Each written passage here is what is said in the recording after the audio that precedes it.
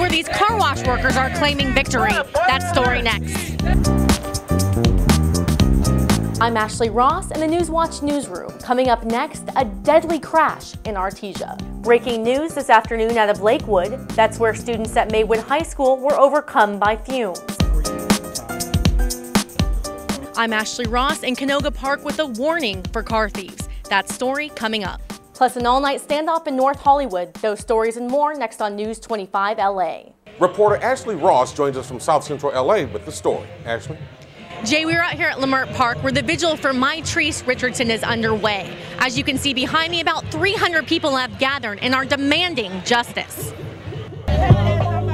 They lined up by the dozens to give Michael Richardson a hug. He's the father of Mitrice Richardson, the 25-year-old grad student whose decomposed body was found 4 days ago in a Malibu grove.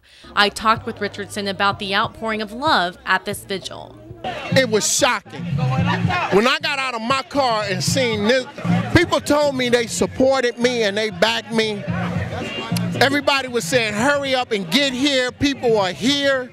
When I got out here and seen this whole park filled up, I went against my grain today and I said no tears and no candles.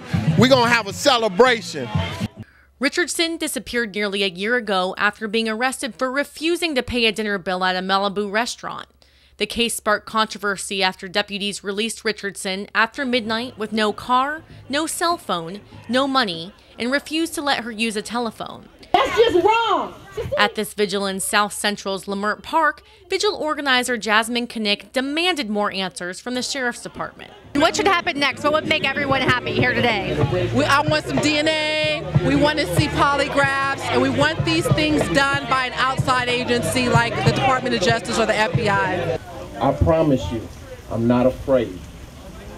The person who did this should be. Richardson said he didn't want any tears at this vigil, although he couldn't hold back his own. He plans to push for laws that bar law enforcement from releasing people in their custody without knowing if they'll be okay. For supporters like Sharice Rogers, it's hard to hold back the anger at the Sheriff's Department. Just their whole thing of letting her out, a woman, lone woman, in the middle of the night with nothing. They let her just wander out, and they knew that she had a mental crisis going on, and the fact that they could not even have the compassion, just the concern to make sure that she had somewhere to go, basically lets us know that they don't care about us. Jay, the Sheriff's Department won't comment because of the pending lawsuit, but the deputies say they did everything properly. From Leimert Park, I'm Ashley Ross, News 25 LA. Okay, Ashley, thanks for that report.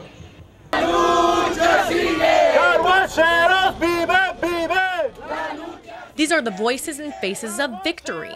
They are car wash workers who just learned a car wash owner they worked for will go to jail because of labor violations. We'll never be divided. Maria Hernandez says she and her colleagues were mistreated every day on the job. I work more than 10 hours for less than minimum wage. Who's got the power? This rally and news conference was held outside of the Vermont Car Wash in Hollywood, one of 5 car washes owned by the Purian family. The owners pleaded no contest to a slew of charges, including theft of wages and weapons charges. Rally organizer Henry Puerta says the workers have a right to celebrate. It sends a strong message that employers that do not operate within the law, there are consequences. And it also sends a powerful message to workers that they need to stand up in their work locations, and there is justice here in Los Angeles. But not everyone here is celebrating. Neighbors say these workers have been protesting too long and too loud. The union has been very disrespectful to neighbors' rights. This neighbor named Dave, who doesn't want his last name used, says the workers have made their point loud and clear over the last few months. But he says enough is enough. Their noise level is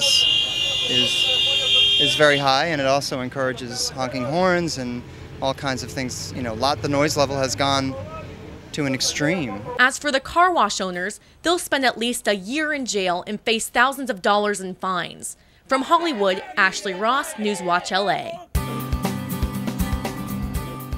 Hey Los Angeles, I'm Ashley Ross. Welcome to Friday Features. Today we go to Canoga Park, where 3 Los Angeles police officers got a special honor. You're looking at police video of a car theft in progress. This happens multiple times a day in Los Angeles, especially in the San Fernando Valley. But LAPD officer James Woods is determined to stop it. Oftentimes when you arrest somebody in a stolen vehicle, you're going to find other fruits of crimes which will lead to the solving of other crimes oftentimes, and it'll take offenders off the streets that are often violent offenders. For his work, Woods, along with officers Brian Harris and Hector Nunez, received the California Highway Patrol's VC Award. It honors active duty police officers who arrest at least 6 car thieves in a year. CHP Lieutenant Mark Field says it's a powerful tool that encourages officers to go the extra mile. You know, it's really great when we get recognized for the hard work we do. I mean, a lot of times a lot of the work we do is kept under the radar. We do our work, we go out there and make all the arrests, and not all people hear about it. In Los Angeles, 31,000 cars were stolen last year, but that's down from the year before, with 33,500 cars stolen. Thanks to officers like Woods, Nunez, and Harris, the theft rate is on course to drop another year. Now, even with the high car theft rate, Los Angeles has an 89% recovery rate, one of the highest in the state. For Friday Features, I'm Ashley Ross. We'll see you next week.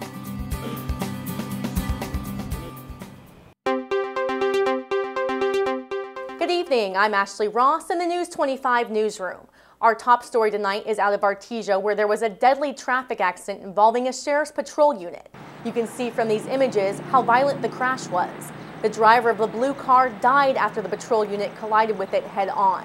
The deputies were speeding to a shooting call, but witnesses say they did not have emergency lights on.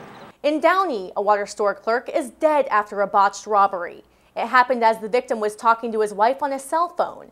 Downey police got a call to the Agua Fresca store around 8:45 tonight. They found the clerk on the floor, bleeding from the head.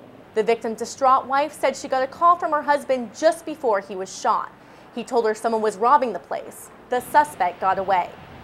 Finally tonight, a police standoff came to a peaceful end, but not after lasting nearly a day. The standoff started when a man threatened to kill his wife in their Glendale home. It began around 11 o'clock last night and ended just before 7 o'clock this evening. The suspect gave up after negotiators calmed him down. That's going to do it for tonight. Thank you for watching News 25. I'm Ashley Ross. You take care.